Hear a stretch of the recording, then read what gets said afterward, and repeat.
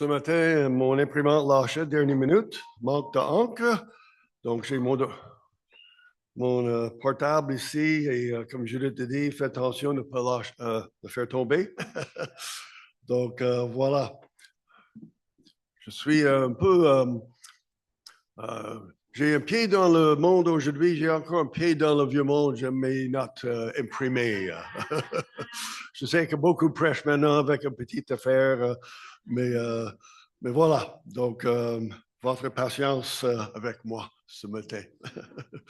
Oui, donc nous continuons la série sur la grâce. Et ça, on continue ce matin. Et nous avons vu les derniers dimanches avec moi et aussi Daniel qui prêchait. On parlait de... Ça marche? Mais quand même, la grâce commune, la grâce spéciale, la grâce qui sauve, la grâce qui soutient. Et donc, on a déjà abordé ces sujets-là. Et ces messages sont enregistrés. Vous pouvez les écouter si vous voulez. La première fois ou deuxième fois sur le site YouTube. Mais ce matin, notre sujet, c'est le sujet du chant que nous venons de chanter, l'assurance de mon salut, ou l'assurance du salut. Alors, pourquoi ce sujet? Alors, c'est un sujet qui est là pas pour tout le monde. La plupart des gens ont vraiment l'assurance du salut, sont sûrs, mais les gens qui posent des fois des questions comme comment peut-on être sûr de son salut? Personne n'est parfait. Donc, quelle garantie qu'on ira au ciel un jour? Parce que je ne vis pas une vie parfaite. Donc, où est l'assurance du salut dans tout cela? Alors, l'assurance du salut se trouve, et ce qu'on va voir ce matin, l'assurance du salut se trouve seulement, uniquement dans la personne de Jésus-Christ. Okay? Et non pas en nous-mêmes. C'est ça la grâce. Ça, c'est la grâce. Ce que Jésus a accompli sur la croix, c'est grâce à lui que nous sommes sauvés et c'est Jésus qui garantit notre salut. Alors, une bonne compréhension de cette vérité, l'assurance du salut, veut dire que notre attention sera plus portée sur Jésus et non pas sur nous-mêmes. Notre relation avec Christ sera une relation basée sur la paix et non pas sur la peur. Parce que des fois, des chrétiens qui vivent une vie chrétienne, beaucoup de peur. Mais non. Oui, il faut avoir la crainte de Dieu, bien sûr, et tout cet aspect-là. Mais une relation avec Christ basée sur la paix. Et donc, nous aurons aussi la confiance que peu importe ce qui nous arrive, Dieu ne nous abandonnera jamais. D'abord, un bref résumé de ce que cela veut dire être sauvé, comme on dit dans le langage biblique et dans nos églises. Qu'est-ce que ça veut dire d'être sauvé? Alors, dans la parole de Dieu, il y a des versets qui parlent de cela, bien sûr. Éphésiens chapitre 2, le verset 1, nous lisons ceci. Autrefois, vous étiez morts à cause de vos fautes et de vos péchés. Morts. On parle de la mort spirituelle. Et ça veut dire, ça signifie d'être séparé de Dieu à cause de nos péchés, notre orgueil, notre désobéissance. Elle est caractérisée par une manière de vie ou vivre qui est en opposition au caractère de Dieu. Ses valeurs, sa justice, sa compassion, son amour, sa sainteté. Une vie qui se manifeste par des actions égoïstes et de vouloir agir à sa façon, ma façon à moi. Soyons honnêtes. Ça nous décrit tous, n'est-ce pas? Nous sommes tous coupables. Nous sommes tous coupables de vivre cette mort spirituelle. Comme Romains chapitre 3, le verset 23 nous dit, tous ont péché et sont privés de la glorieuse présence de Dieu, ou privés de la gloire de Dieu. Tous, sans exception. Et voilà pourquoi Dieu, dans son amour, par sa grâce, offre la vie, le pardon des péchés, la vie éternelle à ceux et celles qui reconnaissent par la foi tout ce que Jésus a accompli sur la croix. Et ce que nous avons eu en se rappelant de sa mort par la Sainte Seine ce matin. Qui nous amène à ce verset très bien connu dans la parole de Dieu, Éphésiens chapitre 2. Et un verset clé, un texte clé dans cette série sur la grâce. C'est par la grâce que vous êtes sauvés, par le moyen de la foi. Cela ne vient pas de vous, c'est un don de Dieu. Ce n'est pas le fruit d'œuvre que vous auriez accompli. Personne n'a donc raison de se vanter. Alors, une chose, c'est clair, pour être sauvé, il faut accepter qu'on est perdu. N'est-ce pas? Imaginez quelqu'un qui est dans l'eau, dans la rivière. Il est emporté par le courant. Et quelqu'un arrive avec un gros bateau et dit, attention, il y a une chute qui vous dirige vers une chute qui est grande, vous allez mourir. Je suis venu pour vous sauver, pour vous aider, vous sortir de l'eau. Le père dit, ah, merci beaucoup, je suis bien dans l'eau. J'aime ça ici. Je peux sortir quand je veux. Et continue. Pour être sauvé, il faut dire oui, j'ai besoin d'aide, j'ai besoin de quelqu'un. Et si on n'accepte pas le fait qu'on a besoin de quelqu'un, on reste dans l'état d'être perdu.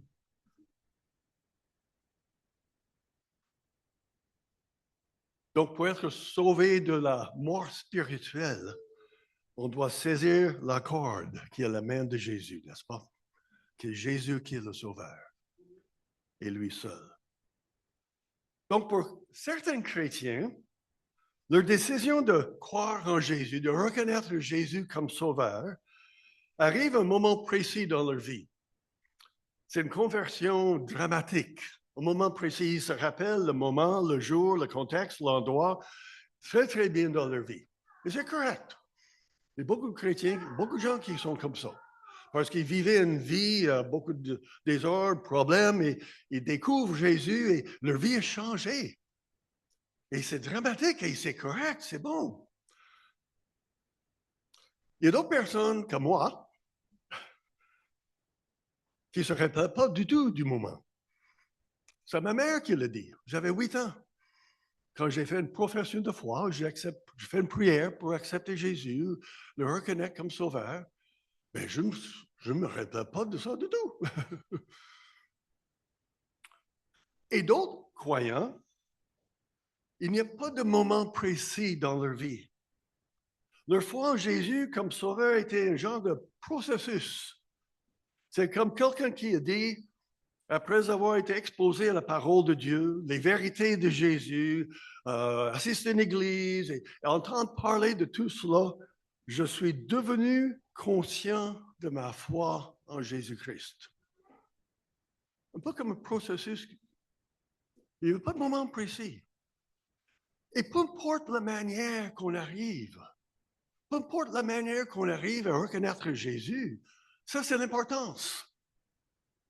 Et on doit faire attention à ne pas limiter notre compréhension du salut, d'être sauvé, à un moment précis, un moment dramatique ou une prière exprimée, qui sont tous valides.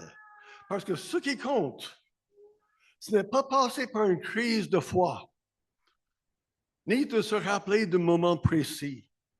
La question est, est-ce que je reconnais Jésus comme sauveur aujourd'hui? Aujourd'hui. Romains chapitre 10, les versets 9 et 10, nous lisons.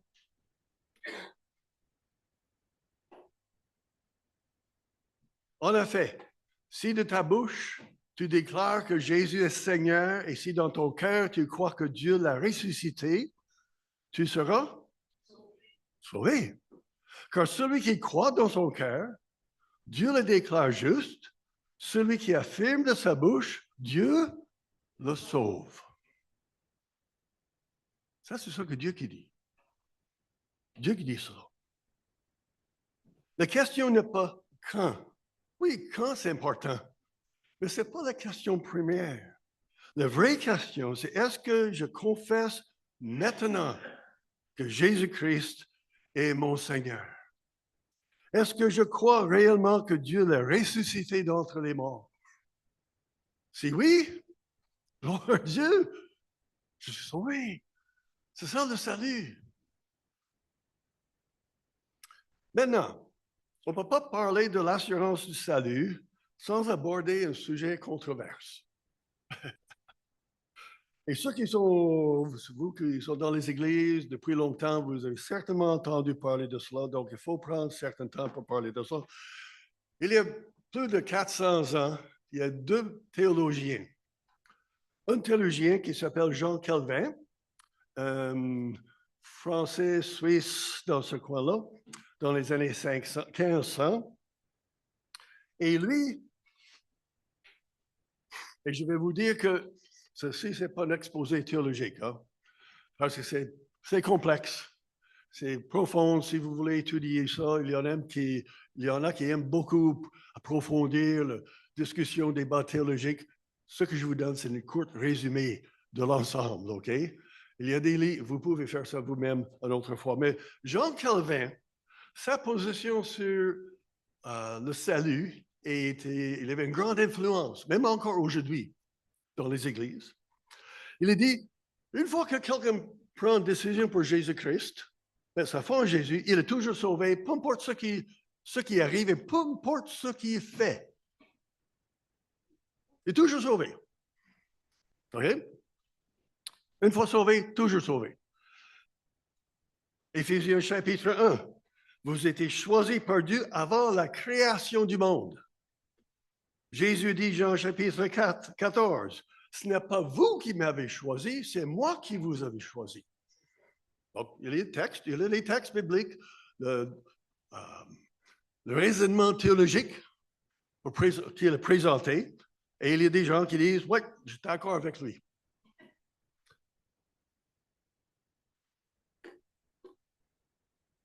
Jacob Arminius, qui vivait juste un peu après Calvin, il dit, je ne suis pas tout à fait d'accord.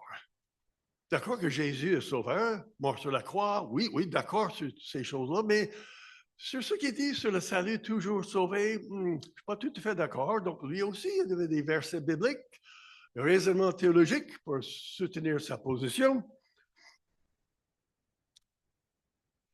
Et pour lui, il est arrivé à la conclusion, si quelqu'un, parce que nous avons l'arbitre libre, la volonté de l'homme, de choisir ou non, on choisit Jésus, donc quelqu'un peut décider de ne plus suivre Jésus. C'est-à-dire renoncer à la foi chrétienne. Et je veux dire aussi en parenthèse, le terme « perdre son salut », s'il vous plaît, effacez ça de votre vocabulaire. On ne perd pas le salut comme « oh, mais voyons, j'ai perdu mes clés ». Est-ce que quelqu'un trouve mes clés? Comme si je perds le salut. Non, on parle de quelqu'un qui renonce. Ce qu'il dit là, renonce complètement, retourne dans le monde. Et encore aujourd'hui, il y a des auteurs qui écrivaient les livres, qui donnent des conférences sur la foi chrétienne, qui encourageaient, enseignaient les vérités bibliques. Et aujourd'hui, ils écrivent les livres pour dénoncer ce qu'ils écrivaient dans leurs livres. Le propre livre. Ils ont complètement renoncé, complètement abandonné la foi chrétienne. Le temps d'Arminius, encore aujourd'hui. Donc lui, il cite les versets comme Jean 3,16, Dieu tant aimé le monde, afin que quiconque croit, et tous les versets, beaucoup de versets dans la Bible qui parlent de faut choisir, prendre des décisions, tout cela. Donc ça, c'est résumé bref. Okay? Calvin, toujours sauvé. Jacob Arminius, on peut renoncer. Un sujet qui existe depuis des siècles qu'on ne réglera pas aujourd'hui, ce matin. Il n'y a pas de question. Et la question ne sera jamais réglée avant le retour de Jésus. parce que ça fait déjà 400, presque 500 ans que les gens débattent et discutent cela. Il ne faut pas penser. Les deux positions semblent être dans la Bible et les gens qui ont des positions, les croyances entre les deux, on essaie de régler ça, s'entendre et tout cela. Je laisse ça aux autres. Moi, je laisse ça aux autres. Malheureusement, c'est un sujet qui divise les croyants. Vous connaissez ça, peut-être. Même des églises qui se divisent et séparent sur ce point. Nous sommes pour l'un, non, non, nous sommes pour l'autre. Vous ne croyez pas comme moi? Non, non, non, vous n'êtes pas le bienvenu ici. Même je doute si vous êtes sauvés.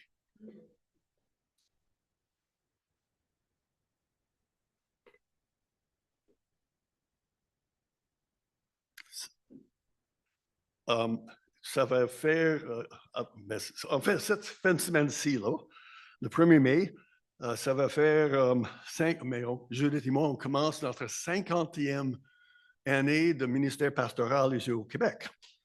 Et 50 ans, wow, on commence ça. Je parle de cela parce que quand on a commencé le ministère au Québec, ce sujet-là divisait beaucoup et séparait beaucoup les églises et les croyants. Et une quarantaine d'années, on était remusqués. On était juste 3-4 pasteurs des églises différentes. Moi, j'ai organisé un genre de fraternité entre les pasteurs, temps de prière, rencontre. Mais il y en avait quelques. On était juste 3-4. Et ils ne s'entendaient pas là-dessus. Et des fois, ils ne voulaient pas participer, collaborer à cause de leur position sur cette question-là. Mais je peux vous dire les bonnes nouvelles. Des bonnes nouvelles. Aujourd'hui, région de Gatineau, des pasteurs, quarantaine, ici, Gatineau, et pasteurs francophones à Ottawa, qui se réunissent plusieurs fois. Et les pasteurs, les dirigeants d'église qui partagent pas les mêmes opinions, les mêmes croyances sur ce point-là, mais qui sont prêts à se rencontrer.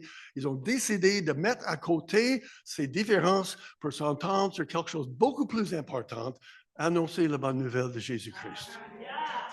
Le réseau évangélique Québec à Montréal qui réunit les dirigeants des plusieurs dénominations à Québec, Granby, il y a des efforts où les gens réalisent que oui, nous avons les opinions différentes. Et il faut garder ça.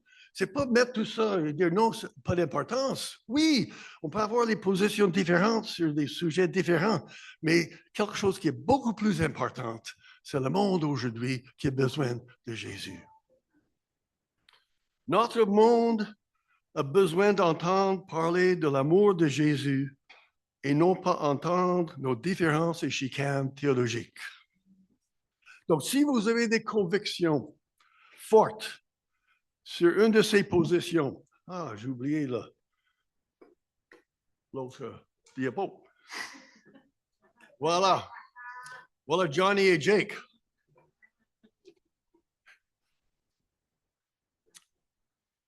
Vous avez des convictions fortes entre les premiers ces deux-là. Ou peut-être vous êtes entre les deux. Ou peut-être vous dites, ça ne me dérange pas du tout. Ça ne me concerne pas. Ne permettez pas, s'il vous plaît, mes frères et sœurs, soit ce sujet ou d'autres sujets, ne permettez pas à vos convictions de vous empêcher à collaborer avec d'autres croyants qui ne partagent pas vos convictions. Comme je dis, il y a un monde qui a besoin d'entendre parler de Jésus et non pas de nos différences et nos chicanes. Donc, on va laisser John et Jake continuer. L'assurance du salut. Donc, c'est quoi la vraie assurance du salut? Alors, il y a des textes, mais un texte que j'aime beaucoup qui aborde ce sujet de façon très, très clairement, c'est dans 1 Jean, chapitre 5, les versets 11 à 13. C'est la première lettre de Jean vers la fin du Nouveau Testament. Dieu nous a donné la vie éternelle et que cette vie est en son Fils. Celui qui est le Fils a la vie. celui qui n'a pas le Fils de Dieu n'a pas la vie. Je vous ai écrit cela pour que vous sachiez que vous avez la vie éternelle, vous qui croyez au Fils de Dieu. Donc, regardons ce texte de près. Dieu nous a donné la vie éternelle. Voilà. Dieu est la source de la vie. C'est Dieu. Il est la source de toute vie. La vie que nous avons est grâce à lui. Ça vient de lui. Et cette vie est en son Fils. La vie éternelle, ce n'est pas par nous, ce n'est pas par nos efforts humains, c'est Jésus. Voilà. Quand Jésus dit « Je suis le chemin, la vérité et la vie ». Donc, la prochaine phrase dit « Celui qui a le Fils a la vie, celui qui n'a pas le Fils de Dieu n'a pas la vie ». Alors, qu'est-ce que ça veut dire d'avoir le Fils? Celui qui a le Fils. Avoir le Fils, ça veut dire quoi? La Bible est claire. On n'a pas le temps de ressortir tous les versets, mais quand quelqu'un prend une décision pour Jésus et reconnaît Jésus comme son sauveur, Jésus, par le Saint-Esprit, vient demeurer, habiter dans le croyant. Il demeure en nous. Galates chapitre 2, le verset 20 nous dit « La vie que je ne vis plus par moi-même, je le vis par Christ qui vit en moi. » Alors, Christ est en nous. Ça, c'est la vie. Avoir la vie, avoir le Fils, le reconnaître comme sauveur. Il n'est pas juste là et on le verra au ciel. Oui, on le verra au ciel, mais spirituellement, il est avec nous, partout. D'où vient l'expression qu'on dit souvent, recevoir Jésus dans son cœur, recevoir Jésus comme sauveur. Ça vient de cette idée-là. Et il écrit ceci, pourquoi? Pour que vous sachiez que vous avez la vie éternelle. Sachiez veut dire, ça ne veut pas dire espérer ou aspirer à quelque chose ou souhaiter. Peut-être. C'est pas comme comme beaucoup de gens pensent, grande balance céleste. Hein? J'arrive au ciel et toutes mes bonnes actions sur le côté, mauvaises actions de l'autre côté, et j'espère que les bonnes actions vont être plus fortes et basculer la balance en ma faveur. Wouhou! Je peux rentrer. Yes! Non. Sachez, nous pouvons savoir aujourd'hui même, grâce à Jésus, cette assurance du salut. Il écrit ceci à qui? Vous qui croyez au Fils de Dieu. Parce que croire dans la parole de Dieu, ce n'est pas simplement un assentiment mental. Oui, je crois, okay, je crois à plusieurs choses. Ça ne change pas ma vie. Croire dans la parole de Dieu implique suivre, obéir, s'engager, s'impliquer. Tout cela, c'est dans le sens de croire.